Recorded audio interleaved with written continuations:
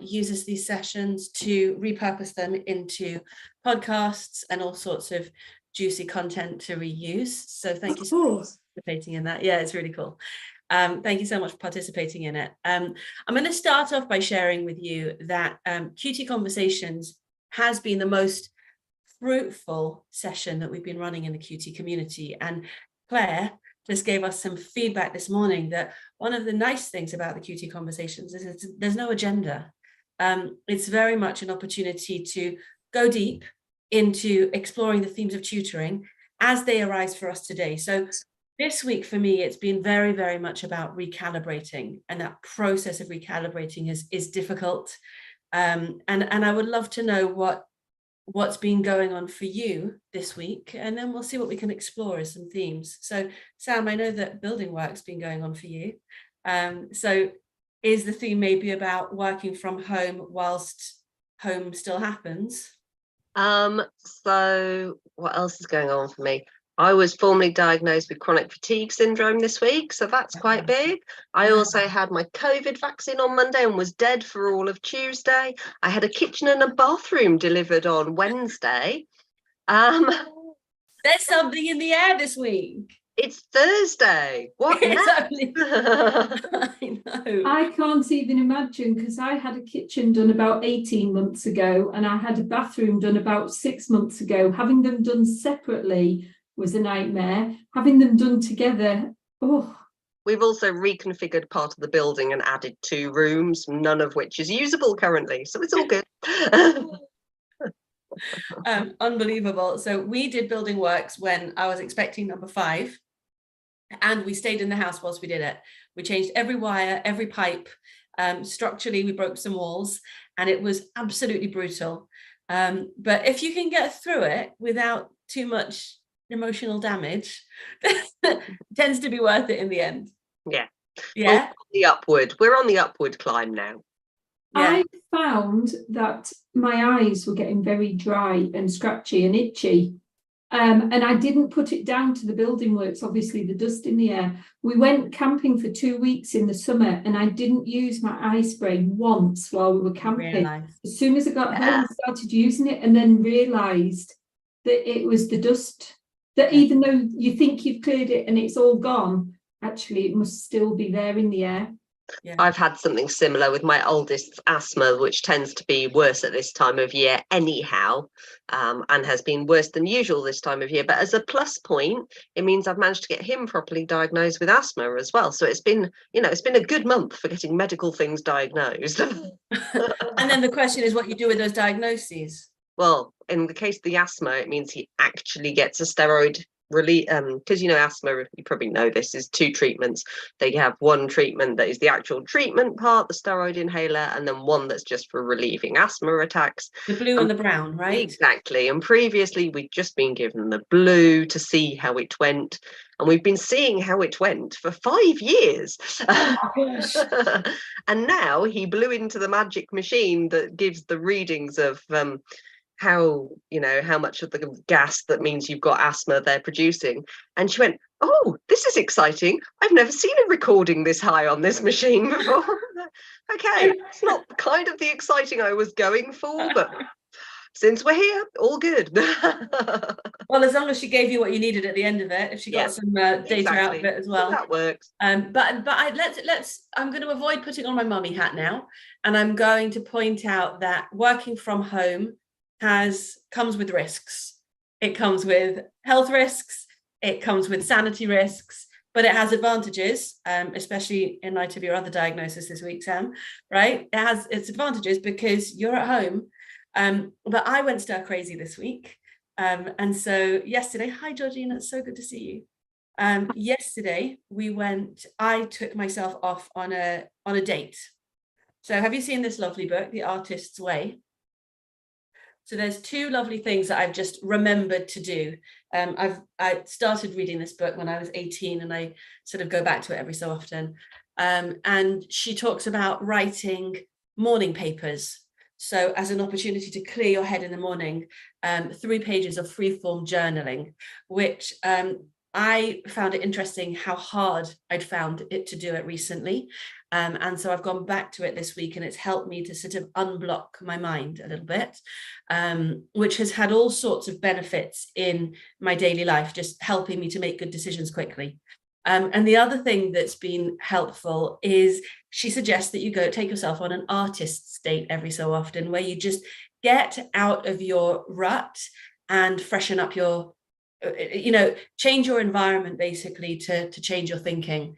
And so yesterday I was in central London. I honestly had no agenda about where I was going. I just got on the Northern Line and I searched good places to go on the Northern Line as I was on the tube. And I ended up at Somerset House, which has the Courtauld collection, which is just some of the most beautiful Impressionist paintings. There was Cézanne and Gauguin and Renoir and Degas, and it was on. I was just remembering my A-level in art history, and I felt so proud of myself that I knew a little bit about what I was looking at. So that was lovely. And then I just wondered. And what I found was that just getting out there and seeing people and some action and other people running restaurants and, the street performers in Covent Garden juggling knives, it just sort of opened my vista a bit, which meant that I felt like I could come back here today with some fresh ideas and a little bit more inspiration. And I think that one of the things that we struggle with, I'm sure I've told you this before, but the school that I used to run is at the bottom of my road. And my two daughters went to the school. So I have learned that living in very close-knit communities and very close-knit environments has benefits, but also it creates its own pressures. And it's useful to take yourself out of those pressures every so often. So I think what I'd love to talk about with you today is, how do you keep things fresh for yourself when your bedroom is so close to your office? And sometimes the only step count that you achieve is from here to the kettle and back again. That's just, that's my own situation. So how do you keep things fresh for you? And how do you notice the triggers early enough so that you can avoid burnout by picking yourself up and helping yourself out?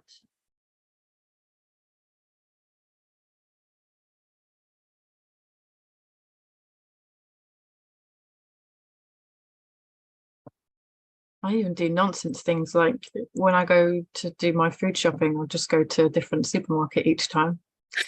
Just means that I actually have to think about it. Yeah. Do you buy different things? I do, because if you go, like, how you just get used to where stuff is in the shop, and I just go through and not even look. If I'm in a different shop entirely, I have to think about it. Wow. I tell you what really amazes me about that is that, because it's such a simple thing, because what you're doing is you're disrupting a habit, right? So my mum always used to come home with the wrong coffee, because the supermarket brand is always designed to match Gold Blend, isn't it? Yeah, the supermarket brand will have the gold top and a gold label, and it will just say Sainsbury's instead of Nescafe. But what's interesting there is that they're benefiting from the fact that we live with routines. So the minute that you disrupt your own routine, everything gets interesting. But do you find that, on the other hand, does it slow you down? Yeah, I have to go in there with an actual list. Otherwise, I'll spend 3 times as much money and look at every single thing. So yeah, it does slow me down, but it means I'm actually looking, and like I made a conscious effort, especially through lockdown, to actually look at the people in the shop and try and smile at people, because otherwise I'm very much head down, get shopping, leave, don't talk to anybody. That was really grumpy and unnecessary. Yeah. I know I'm going to have to go to the shop. I could enjoy it. You're like that smiley lady. Yeah, weirdo. So I'm the smiley lady. I'm the smiley lady on the tube. And the more I have this thing, the more I look at people, the more lovely they seem. Do you know what I mean? And when you're sitting on the tube with people, you just get that chance to actually drink them up. And sometimes they smile back at me, and sometimes they think I'm balmy. But at least for me, it keeps that sort of sense of connectedness. Yeah, I think I'm someone that would think you were balmy. You probably already do, dear. Well, my brother lives in London, and up until 2020, I lived in Newcastle. I'm about 20-minute drive north of Newcastle now. And I find Newcastle such a friendly city compared to London. There you So go. in London, though, I would take that persona and find you odd, smile at me. But in Newcastle, I'd smile back. Ah, so that's interesting, isn't it? Something about context and what you expect and what's the norm. But again, I'm really interested in disruptiveness in the right ways at the moment. You know, what can we do to shake ourselves up and keep ourselves? Because, you know, we're asking our students to learn, which means to go off into new spaces. But are we going off into new spaces, or are we following the same ruts and routines again and again? Sam, I'd love to know your thoughts. So routine is obviously quite a different thing for me because I live with a chronic illness, it turns out. So my life is kind of different to everybody else's. Routine's quite important to help maintain my energy levels and prevent crashes, because when I crash, I can't do the things that are important to me. I can't work. I can't look after my kids. I can't run my household. So yeah, routine's quite important. Not that there isn't space to be doing things spontaneously, although we do like our spontaneity well planned, because, you know. that is the most quotable part of this conversation so far. Well planned spontaneity. Tell us. For example, I take myself off on retreat.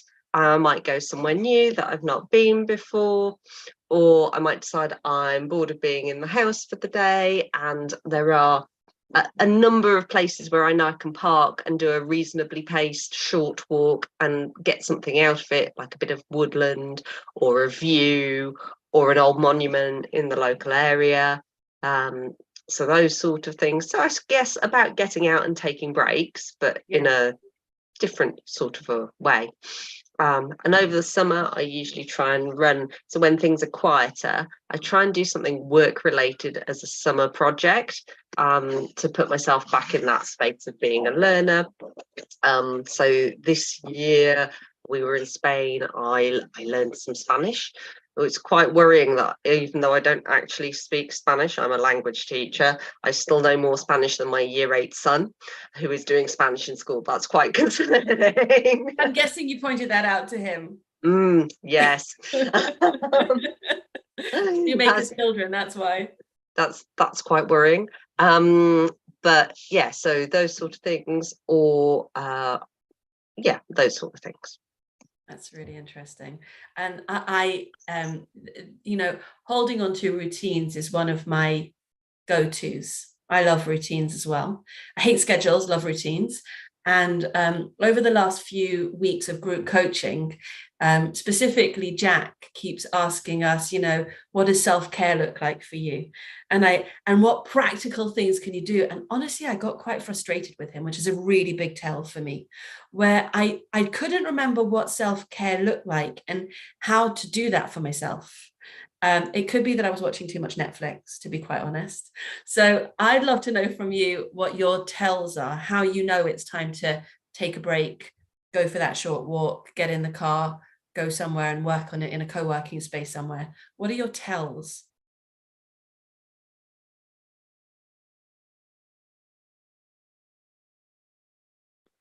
Do you ever get like where you actually can't use your brain? It's just refusing to do anything. You can read the same piece of text and not know what it says infinite times. It's saying, no, we're done. Leave it.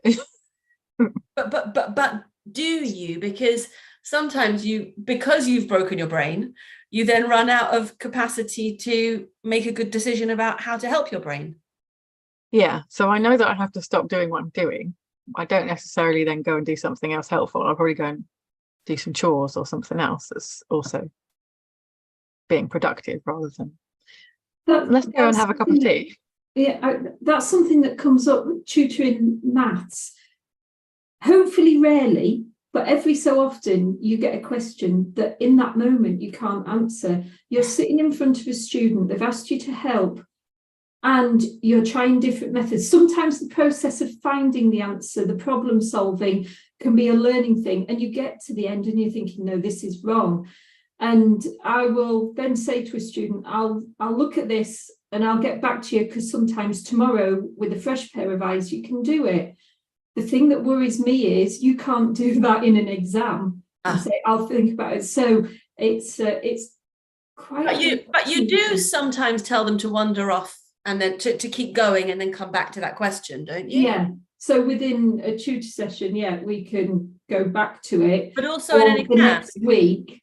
Yeah, but I remember in exams leaving a question to the end if it was going to confound me. Yeah, that's part exam technique as well, because you only get marks in the first minute or two of answering a question, and then that time you're sitting there thinking is not getting you marks. So you might as well move on and get marks in several other questions, and then do the odd one or two pick-up points.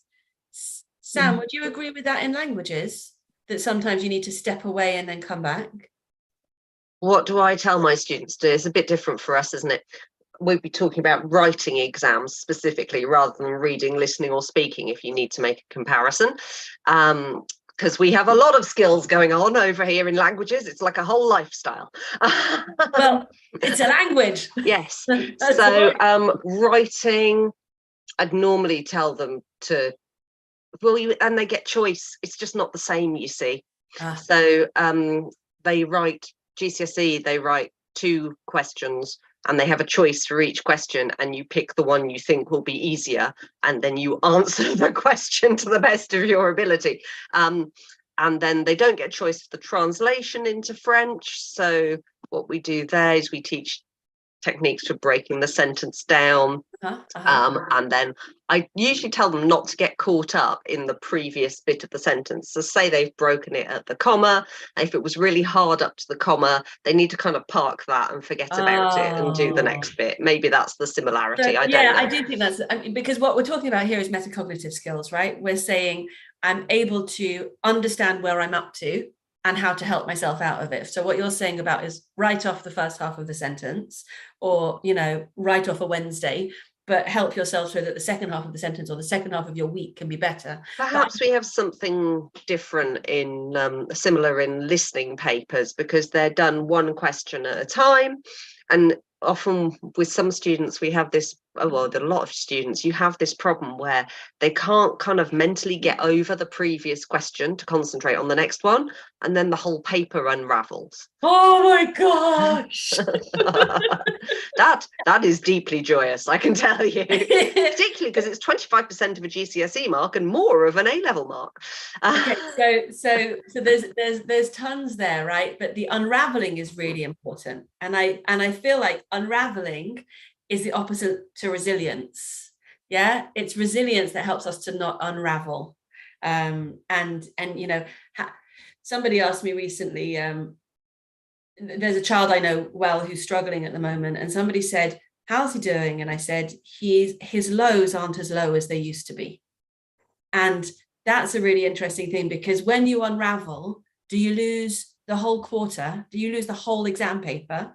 Or do you lose 10 minutes and then you manage to get yourself back on track? But you mentioned something else about choosing the easy question before. And I'd love to take you off on a tangent if you don't mind. So last week I went to an event called Disrupt Ed, which was stunning. It was in Battersea Power Station, and it was run by Sophia, which is an online school. And all these different education disruptors were in the room. And I learned a lot in just a few hours. It was a really exciting conversation. But somebody who runs a private school, I asked about tutoring, of course I did. And he said, one of the problems, he gave this scenario where an A-level student didn't choose the exam questions that were prepared by the school because he was distracted by a question that he had prepared with his tutor. And so he chose the wrong question, and he didn't nail it, and he didn't get his results, and he actually lost a university place out of it. So it was quite an extreme example, but I had never heard that scenario before of, and it's not one that if you were tutoring sensibly, you would come into, is it? Please tell me why. Well, because the first role of a tutor in an exam situation is to support and extend the work of a school. Absolutely right. So you ask your student every lesson, what did you do in French this week? What did you do in German this week? Oh, you can't remember. Have you got your exercise book? Have you got your knowledge organizer? Can you find out next time? Let's work on this thing that extends what you're currently, and you're just kind of constantly backing up what's going on in school and what hasn't been understood. In fact, my current favourite A-level student turns up and goes, we did this thing and that thing. I'm not quite sure what this was all about. Can we do that bit? Wow, that's fantastic. That's really knowledgeable. That's a really strong position. So Helen and I were discussing in sorry, Claire, go on. Oh, well, I was going to say that applies in maths as well, because I always ask them, I phrase it like, so what does Claire need to know that you've been doing in school this week? Because that sort of narrows it down, because sometimes you get a whole long story of what their friends have done and all this sort of thing. But anyway, which is a lovely thing in itself. It is, but focus on the maths. Yeah. But sometimes they will say, well, we've been doing this thing and I know it had letters in it, but I don't really know what it was. And you know, you get round it by saying, well, can you write something? It might look a load of rubbish and it might not be proper maths, but can you write on the screen sort of what it looks like? And I might be able to work out what it is you were doing. I don't know. And also that moment where you are doing things they've done in school and they go, oh, this is just like what we've been doing in school and I get it now.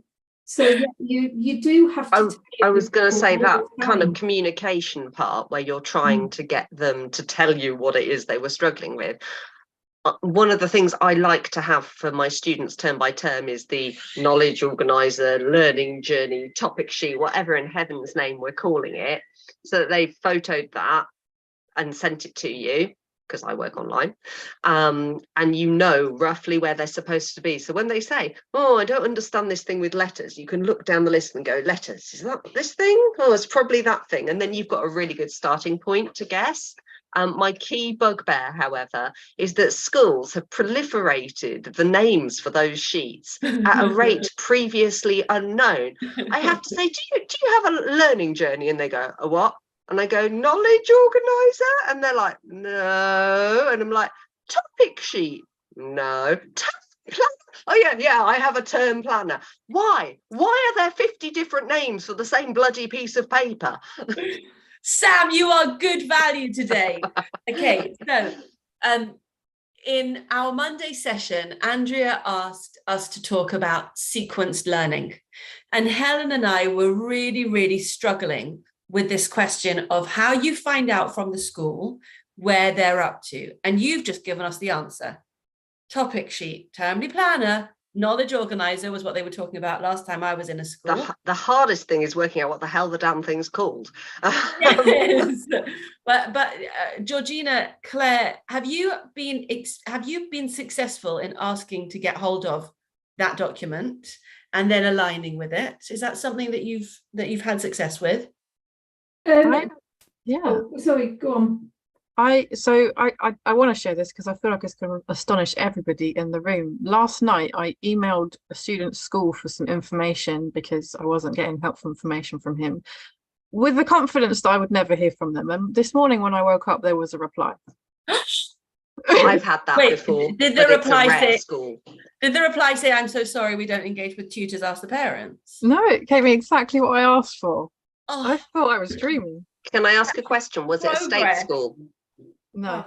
No, wow, that is impressive, because private schools, particularly at the top end, the public schools are like, wow, we provide everything the child could possibly need. Why would you? That's really insightful. So you're saying that private schools feel more threatened because you are implying that the fees don't cover everything that's needed? Well, because in their sell is you're paying already. Why would you pay extra? That's kind of their sell, isn't it? Yeah, sounds really familiar. But so Georgina, you emailed them and they got back to you. I'm curious, did you email a teacher, a subject lead? Who was it? No, it was just, there was an email on the school website for You're killing school me. as a whole. Yeah.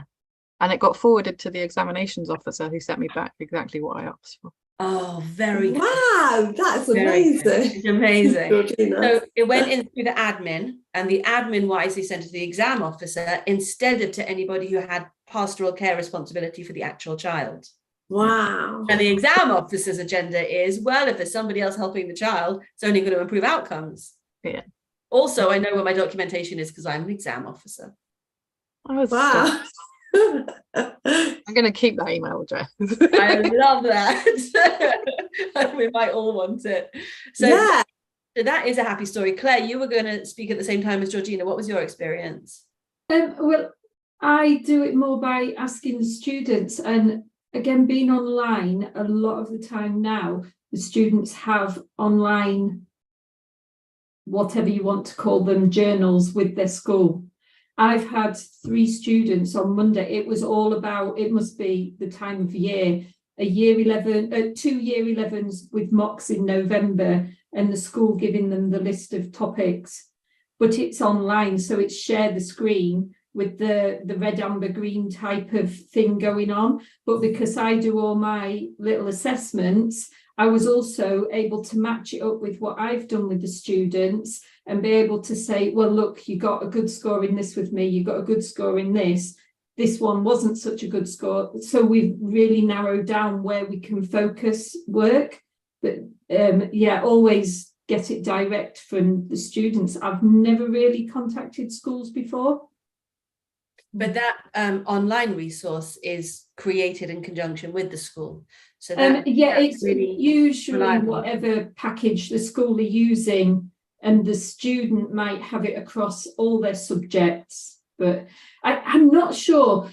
For younger students, one was a year 9 who's got a test next week. One was 2 of them were year 11s. And I'm not sure I agree with the year 11s. They're doing a mock exam and they narrowed down the questions that are going to be on the exam. And I'm not sure I agree with that, because when they do their real exam next summer, no one's going to tell them that question 1 is going to be ratio and question 2 is going to be whatever. For the younger one, yeah, because they're doing a more focused test, they're younger, they haven't covered everything. Fair enough. That's right, haven't covered everything, right? Yeah. I don't disagree with you. I think the exam itself won't be like that, but it's quite common practice in schools. And I do understand the logic. Depending on where you are in the curriculum, perhaps there are some topics you haven't covered in depth as much and you know you're going to cover them later. Perhaps these are the ones you covered earlier in the course and you want them to revise those ones because you know you'll have time to recap the later ones. There's usually some sort of thought behind it. It is quite common practice. So I'm curious to know if with your permission, I'd like to slightly change the subject now, because we were speaking in the summer in these conversations about how this summer was much busier in tutoring than most summers are, and most of the tutors that I know were quite booked up before term even started. So now that we're halfway through October, I'm really curious to know how things are looking this year. What does the state of play in your tutoring world look like? So for me, it's been different because I've started doing group tutoring since September. So previously, I would be fully booked up probably by the end of November. On a numbers basis, I've now got what would have been my past capacity. But because I've got groups going on, I've still got plenty of spaces. So I am ahead, sort of, but I've got lots of spaces. Because you created capacity. Yeah. So that's actually a great place to be, isn't it? Because you, on the one hand, you can measure that you're exceeding your expectations for last year, but on the other hand, that doesn't break you because you've found ways to do more for more students. And presumably, if you don't mind my asking, it increases your earning potential. Yeah, so basically for the group ones, the price has gone down for them as individuals, but the income has gone up for me. So at the moment, I'm probably breaking even because I'm at, well, maybe a bit less actually thinking about it, but hopefully, because of having the greater capacity, eventually it will be more. But it's cheaper then for the students as well. So it's almost like a win-win situation. Yeah, absolutely. Sam, Georgina, what are your thoughts? What do things look like for you? It is pretty busy. I think I was just looking at this. I was just looking at my She's got a planner. spreadsheet. Of course I do. Pretty much all of my tutors are fully booked, and the only ones that aren't offer the same subjects and are quite specific. So yeah, it's been very early booked up So you're this year. saying that some subjects are more in demand than others at the moment? So those are both A-level biology tutors, and it might be just that that's my favourite subject. And they've started after the start of term. Both of those tutors were available to tutor after the start of term. So I think I got more customers than I wanted, and now they don't have them. Oh, so in terms of strategically, you're a bit of an impasse right now because you took work that it would be easier for you if you'd given it to somebody else so that you could keep your plate freer. Yeah, that's really interesting. And scaling wise, that's a really interesting space for you to be in, isn't it? Sam, what about you? All things continue in the Shire much as they always have done. You're not actually a hobbit, are you? I've not seen your hands and feet. No, not actually. But yes, not much change in these parts. Honestly, I've been booked every September forever, and I've been doing this a long time. So I could have taken more students. I didn't. I passed some off to former colleagues who I know will do a good job with them. And weirdly, this will surprise you to know, so maybe not being language teachers, you don't know this, but traditionally the number one language learned in the UK was French, followed by German and then Spanish. And in the last 4 to 5 years, we've seen French is still the number one, Spanish is now the number 2, and German has dropped off hugely. So lots and lots of state schools no longer teach German, like a really high number, and it's kind of going the way of, or the fear is it'll go the way of maybe Latin or classics, where that is only taught in private schools and a few grammar schools, and that's that really. And I'm happy to report that despite that, I've got a 50-50 split this year. So I'm teaching half French and half German. I do have some adult learners and some homeschoolers in that mix, but numbers for me have held. You've just fed me my next theme, favourite subjects. So we've just learned that Georgina's is A-level biology and Sam likes a balance of the 2 subjects. I'm really, really curious. How does, Helen mentioned in a conversation recently that she was doing functional maths on one level at one end and advanced A-level on the other, and that there's pros and cons to each.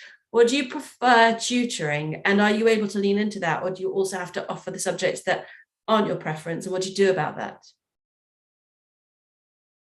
So A-level maths, I tutor, but I do exam marking for the pure aspect. At A-level, there's pure mechanics and stats.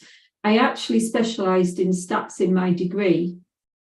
I don't like doing it. Mechanics, I never did. They didn't have physics teachers when I was at school. I mean, they did, but our school couldn't employ one. And so because they were hard to find. They were hard to find, yeah. I had a chemistry teacher as my physics teacher up to year 9. And then in those days, you actually selected separate sciences. So I only did biology and chemistry. I never did physics, which is very much linked to mechanics in maths. So that has just never been my thing. So at A-level, when I advertise myself, I put in brackets that I'm a pure specialist. The other stuff I can do, but I have to prepare. And if you come up with a question ad hoc, I might have to go away and look at it. Or if there's an answer, I can work to the answer, but I might not necessarily know it off the top of my head. But pure and stats, I can just do it. That sounds big-headed, but it's your subject. It's your subject, absolutely. Yeah. So I actually advertise myself up front as pure with a little bit of stats and mechanics, because although I did stats, I don't really like it. It's really interesting. So when I was tutoring in primary, there's an interesting interplay between maths and English, and there tends to be more call for maths because children are more aware of their struggling in maths and maths progress, except when it comes, of course, to reading. And I wasn't a reading specialist, so I ended up with a lot of maths, even though English is my subject. Sam, how does it work for you? So what, the balance between subjects or things I don't like? The Things I don't like. Beginners. Yeah, I don't like beginners. I find beginners boring. I'm sorry. I mean, language is kind of such a vast and interesting thing to teach. Once they get to intermediate, there's so many different things you can do, and it gets quite exciting. Beginners, I mean, it's nice to be able to lay good foundations yourself, you know, particularly for pronunciation and for font, for phoneme grapheme links in the foreign language. Those sort of things are really nice to be able to do yourself, and quite often they're not done if somebody else starts them. But the actual process of getting them from absolute beginner to intermediate is really, really slow and requires a lot of patience. That's right. And it's difficult to have the stamina for that patience as a tutor, because you're billing by the hour.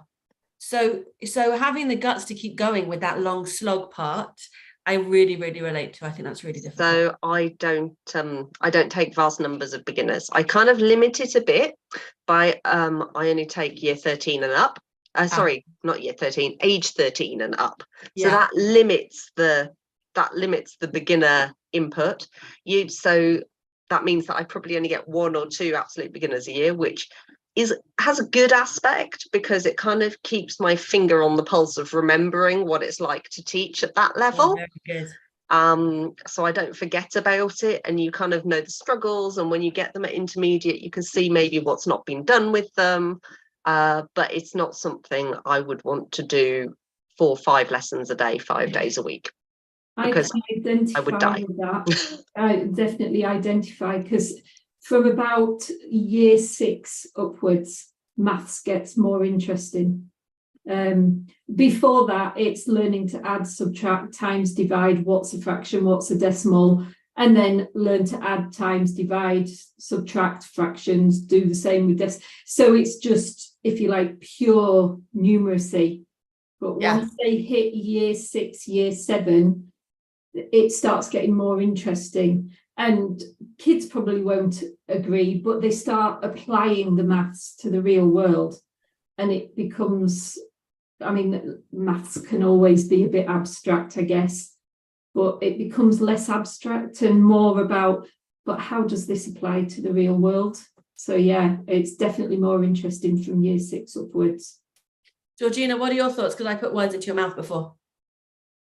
That's okay. They were accurate words. So it's been quite a while that I was tutoring, and initially it was just me by myself covering STEM. So I did try to do everything at first, and it was helpful to kind of get a better understanding of all of the STEM subjects. But if you're going to do things like that and try subjects that you're less comfortable with, you have to also get really comfortable being honest with customers, because there have been occasions where I've said, I don't think I'm the best tutor for you. This is why. I think this is what you should do instead. It doesn't I've feel tried that, but they become dependent, and they're like, oh, but I really like being taught by you. Yeah. Like, but I know this really lovely person who will look after you. Yeah, and they know what they're talking about. No. Yes.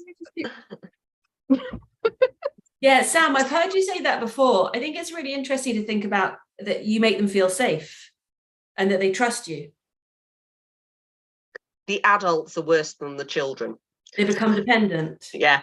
Children are used to having teachers change. They go through school each year. You have a new class teacher in primary. You have 10 new subject teachers in secondary each year. Maybe somebody else coaches them for sport. They're used to there being a sort of throughput.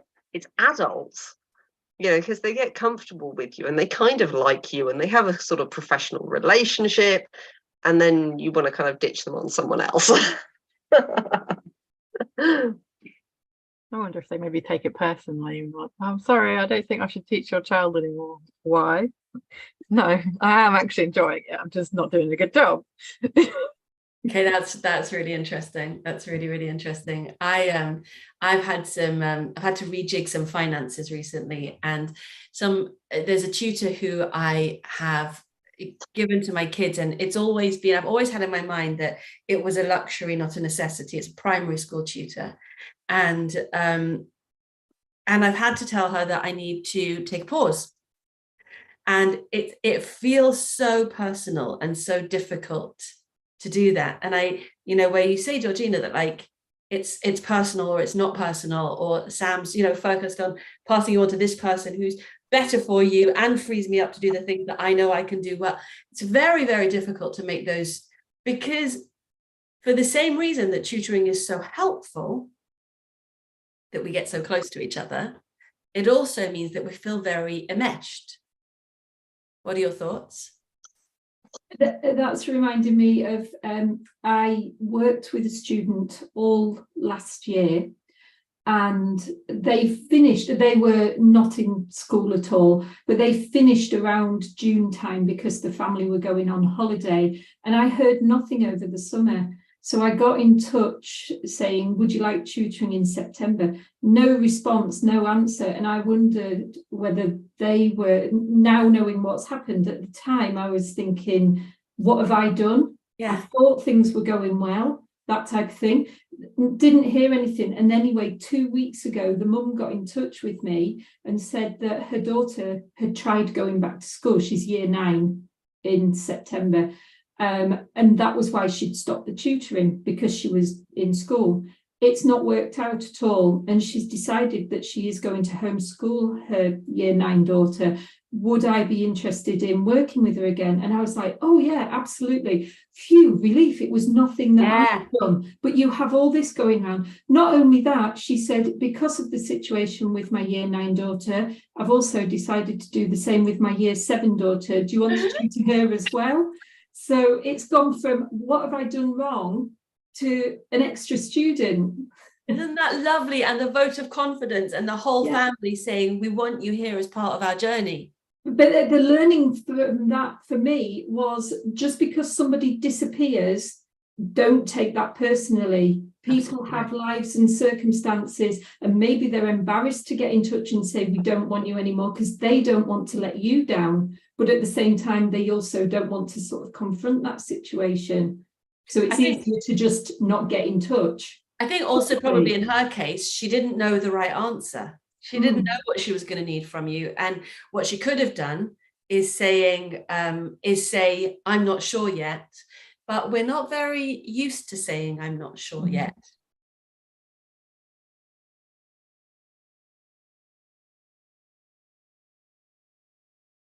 So I do have another thread that is inspired by what Claire just said, which is, Claire, I don't know if you remember, a few weeks ago, you mentioned, we were talking about the beginning of the term. And you mentioned that you'd done a test lesson with one student. I will never forget, I love this story. You did a test lesson with one student and you thought it went fine. And the family said to you at the end that they weren't going to go ahead, and that felt very painful, until you balanced it with, well, you did have 2 new students who did sign up this week. And because, and I think we were talking about this with Dee as well at the same time, because we're part of this conversation where we build our own confidence, we're not as vulnerable to, do you like me? Do you not like me? Do you want me? Do you not want me? So I'm thinking about freelancers, and in our case, freelance educators who are at the whim of parents, of students, of do you want me? Do you not want me? What's the competition like? All of those vulnerabilities, and what can be done to give us confidence and independence and not be dependent on our clients' opinions of us. I had this last week, so I'm happy to share what happened. It actually worked out perfectly, bearing in mind what I said earlier. There's a student I've been working with since the beginning of term, and she's really quiet in the lessons, but she seems really capable. So I've basically been going through high-level content with her and just checking in, saying, are you comfortable with this? And get lots of affirmation, and then say, you know, in between lessons, if you need any support, contact me. And she hasn't contacted me. So from my perspective, it felt like everything was going well, but she was really quiet. And I asked her parents for feedback and got no feedback. So I assume silence is good. And then another family member, who was actually the person that contacted me, said she's actually not comfortable with your lesson. She says she doesn't like your style of teaching, so she's not getting a lot out of it. I know you've got other tutors. Can she try with one of them? And my initial response was, oh, wow, how am I not doing a good job after 10 years? And then I was like, no, you say this all the time. You want them to tell you if they're not comfortable with your style of teaching, and you don't want more biology students. You want to give them to these people who are waiting. Wow. I set them up with these other tutors and they're delighted, and they said it went really well. So it's still like, as soon as somebody says, we don't like the way that you're doing this, the initial reaction is, oh no, why? And then like I managed to be 10 seconds later and by myself, this is a good thing. They were on it. You like it. Amazing. But it's amazing because the culture that you created, that they eventually were able to say that, but also that you already had the solution in place. I was so pleased that that worked out, because it just reminded me that obviously I still care about what I'm doing, but that it's nice when people give you that feedback, because you can actually do something about it. I hate it when people just, like, the fact that this poor student was sitting there thinking, I don't like this, and not saying anything.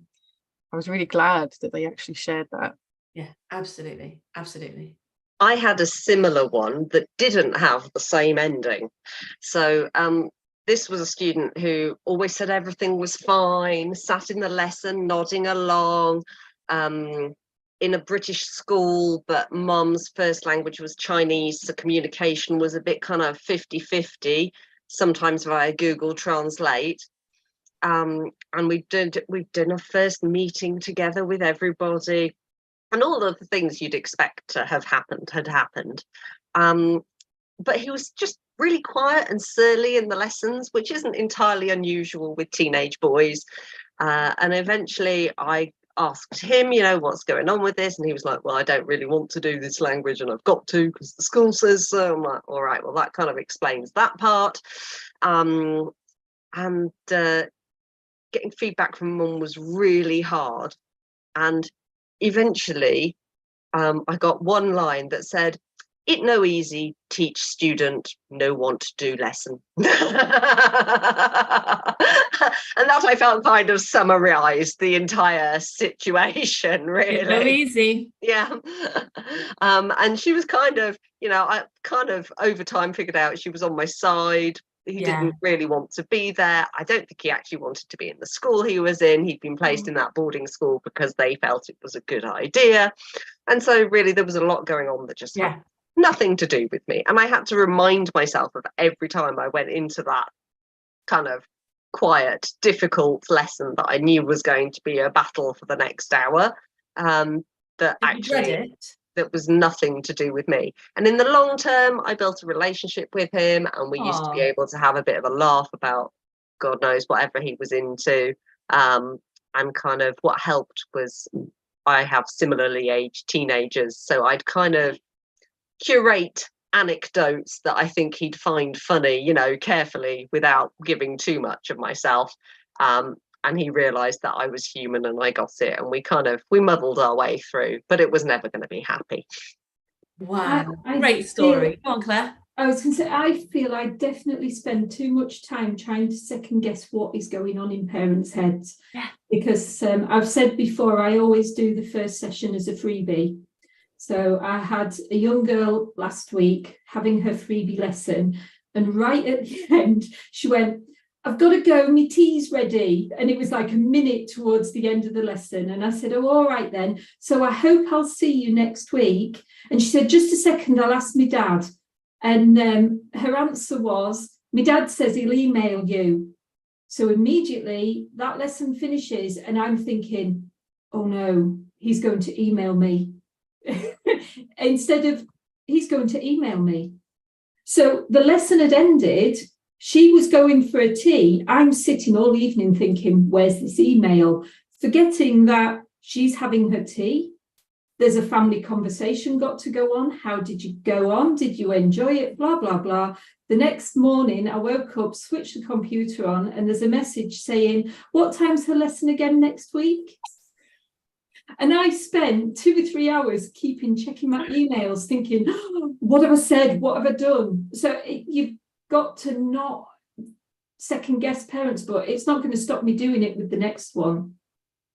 Well, no, but I wonder whether, because I learned this in school leadership, teachers would come into my office and have a good yell or a good cry.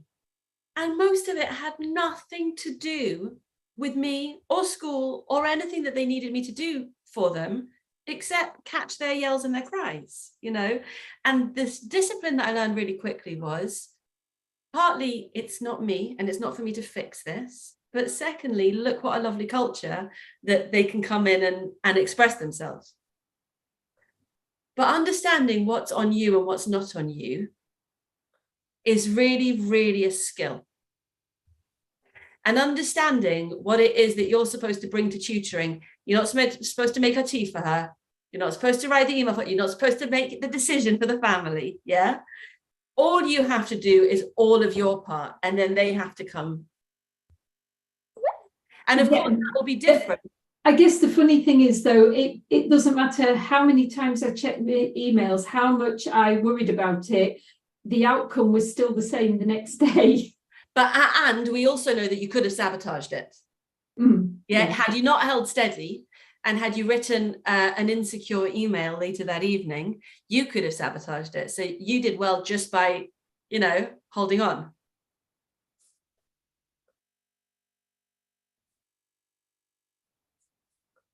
Right, my lovely friends, I'm going to wrap up this conversation and I'm going to just sum up some of the things that we've just spoken about. There was a lot of metacognition here, a lot of reflective practice.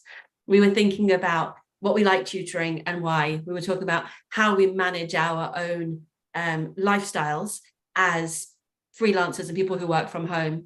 We were bolstering our understanding of how other people do it, because it's lovely that we've got languages, TEFL, science and maths, to explore here, and primary. So interesting to think about the themes of what students need and what tutors need to be able to do their best work. And for me, what I find is the best part of these conversations is that they keep going, because we go deeper and we go further and we do that together. And one of the things that we are too quick to do is try to sum things up or find right answers or solve problems. And tutoring is not a problem to be solved, but it is a profession to be developed. And I think having these conversations in this way is the best thing that we can do to develop our profession. Are there any other insights or takeaways that you guys would like to share before I wrap up this conversation? Okay, my lovely friends. So I'm looking forward to, Claire, did you want to say something? I was just, no? Okay. Can you just do that thing again, please, so that we can get the, does it work? It works! Gosh, you have to teach me how to do that. Come on, show us what it does. Maybe it's pencil spaces when you do that. Oh, there you go. Gosh, what is this setting? Wow. What is this? I think, is it that? On pencil. Okay. Oh, wow. That's the latest Mac update. So I don't know what else it does. Is it, there's the thumbs up. Look. Oh, I'm not on a Mac. Oh, that is amazing. Amazing. So it does get it wrong though, because do you remember on Friday afternoon when we were in the pencils demo? Yeah. I think I was sitting like that or something, and Ben came to me and said, "Is your hand up?" And I said, "No, I was scratching my face." Yeah. So I'm feeling like this book feels very true after what we've just done there. We were just wrapping up a lovely, sensible conversation and got totally distracted with cute tech. So it's worth sharing with you that the book that I'm reading with my family at the moment is All Dogs Have ADHD, which wow, is having gorgeous pictures of dogs, which they spent all weekend looking at. Oh, that's cute. It's informative. It's a lovely book. It's funny you should mention that. When I was doing my teacher training and we were doing about ADHD, we were actually told that you have to imagine that a child with ADHD is a naughty puppy. So I was told it the other way around in That's my interesting. teacher training. I mean, if we could drop the word naughty and just have puppy, I think that will do the trick. How can a puppy be naughty? It's just being a puppy. Happens to be my slippers were in the way, and my sofa, and all the teddies in the house, and let's not go there. But basically, thank you so much. Thank you for being here, and thank you for keeping showing up. Lots of love. Cheers. Thank you, Claire. Thanks, Bye. Thanks, Elizabeth. Thanks, Georgina. Best.